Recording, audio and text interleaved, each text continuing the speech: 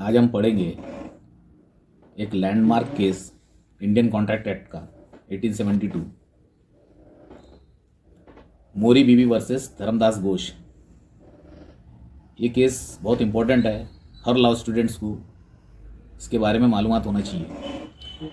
ये बहुत सारे एग्ज़ाम्स में पूछा जाता है। जो लॉ स्टूडेंट्स हैं वो ख़ास तौर से 3 इयर्स हो या 5 इयर्स हो, बहुत सारे एग्ज़ाम्स में पूछा गया अब तक। ये केस है एक माइनर से contract.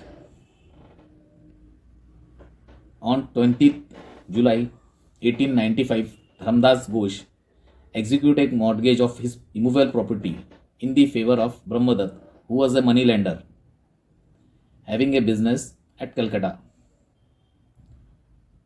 Payment of rupees 20,000 against the immovable property at the rate of interest 12%. इसमें एक धर्मदास घोष है जो कि माइनर है।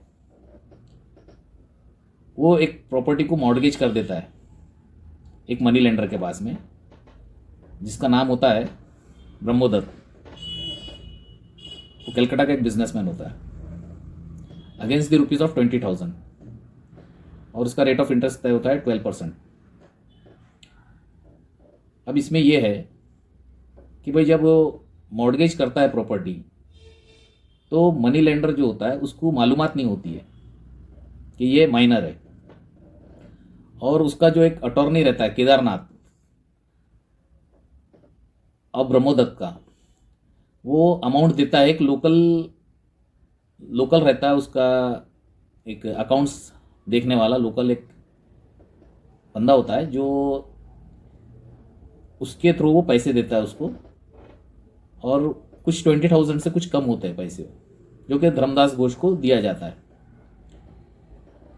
At the time of Dharmdas was the age not attend the age of year 21।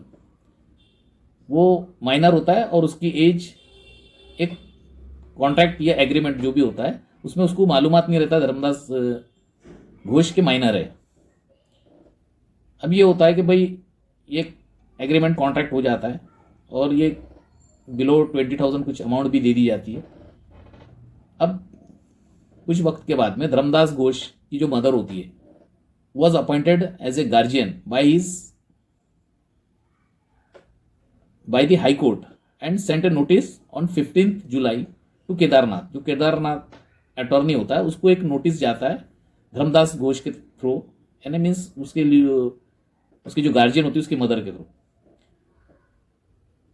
तो Dharmdas Ghosh was file the suit against the Brahmdatt when he was entered in the contract he was a minor.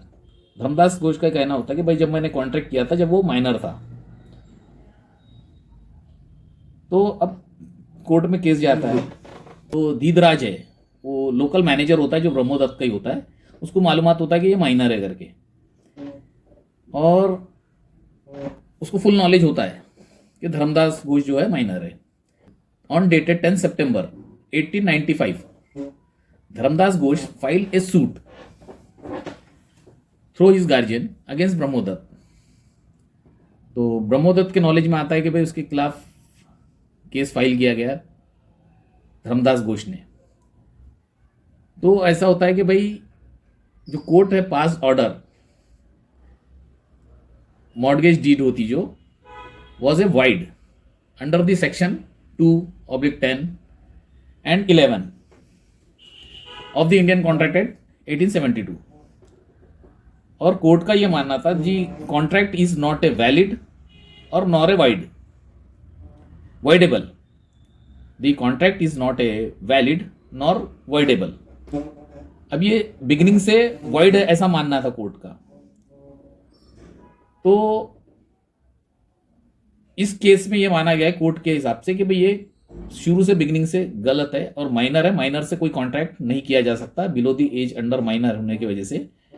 तो वो इसको void माना गया, इसको ना valid माना गया ना voidable। और that the Brahmdatt attorney Kedarnath जो था, केदारनाथ ने कोर्ट में ये प्ली लिया कि भाई हमारे को ऐसा मालूम नहीं था कि भाई ये माइनर है, below the age of under minor है 21, और इसके साथ हमने जो ये गुड फेथ में की है कि भाई इसकी एज जो है मेजर होगा, और स्टोफेल का जो केस है, इस स्टोफेल मान के चले कि भाई हम ये अंडरस्टैंड करके चल रहे थे कि ये मेजर होगा, ये सोच के हमने इसके साथ कॉन्ट्रैक्ट किए थे। पर कोर्ट ने इस चीज को मानने से इनकार किया, और कोर्ट ने केस को फिर से यही कहा कि भाई ये स्टोफेल भी नहीं माना जाएगा इसको, और धर्मदास घोष के फेवर में ऑर्डर पास किया कि भाई ये माइनर है और किसी तरह से ये वैलिड नहीं माना जाएगा, और ना ही इसमें स्टोफेल भी माना जाएगा कि भाई मिसअंडरस्टैंडिंग में, अगर मिसरिप्रेजेंटेशन में, कि ये केस ऐसा मान के चल सकते कि भाई ये हमको पता नहीं था, ये दिखने में ऐसा मेजर दिख रहा था और हम इसको इसी वजह से हम इसके साथ कॉन्ट्रैक्ट किया और इसने हमारे को मॉर्गेज किया प्रॉपर्टी और इसके अगेंस्ट में इसको हमने पैसे दिए। कोर्ट ने इस चीज की प्ली को मानने से इनकार कर दिया और वो फर्स्ट अपील जो थी हाई कोर्ट की वो रिजेक्ट हो गई। और क्या हुआ इसके अंदर, फिर during the pendency of the appeal, Dharmadas Ghosh का जो केस चल रहा था उसमें ब्रह्मोदत्त की डाइड हो जाती है। जो अपील फाइल होती है, अपील एक फाइल होती है, उस फाइल की पेंडिंग में उसकी ब्रह्मोदत्त की डाइड हो जाती है। जो मनी लेंडर होता है उसकी डेथ हो जाती है। The appeal was dismiss by the high court. High court भी उस केस को डिसमिस कर देता। उसमें जो जज साहब होते हैं जुडिकेचर फोर्ट विलियम्स, और सेकंड फाइल फिर उसके बाद में होती है फाइल, उसमें प्रिवी काउंसिल में फाइल करते हैं उसको। उस समय प्रिवी काउंसिल हुआ करती थी, ब्रिटिश के दौर का टाइम था शायद, उस समय प्रिवी काउंसिल होती थी, उसमें फाइल करते कोर्ट में ये केस को। तो प्रिवी काउंसिल का भी जजमेंट ये आता है कि भाई कॉन्ट्रैक्ट और an agreement with a minor null and void, which means it is neither valid nor void, है ना। इसको ये मान ही नहीं सकते लोग कि भाई ये किसी तरह से वॉइडेबल है या वैलिड है। इसको भी ये प्रिवी काउंसिल ने माना ये कि भाई ये इसमें कुछ नहीं हो सकता और ये वॉइड माना जाएगा। इस ऐसे को माइनर से कॉन्ट्रैक्ट, कोई भी माइनर से कॉन्ट्रैक्ट होता है बिलो दी, जैसे एज 18 या 21 फीमेल मेल की जो भी है, जो भी माइनर हो, उसके लिए जो केस है ये अप्लीकेबल नहीं माना जाएगा। इसको किसी तरह स्टॉफेल का भी नहीं माना जाएगा, इसको ना ही वैलिड माना जाएगा नॉर वॉइडेबल माना जाएगा। हाँ, इसमें इंपॉर्टेंट ये है कि भाई ये जो धर्मदास घोष है जो प्रॉपर्टी मॉर्गेज करता है वो इमूवेबल प्रॉपर्टी होती है। मीन्स लैंड एंड बिल्डिंग जिसको इमूवेबल प्रॉपर्टी माना जाता है वो मॉर्गेज करता है।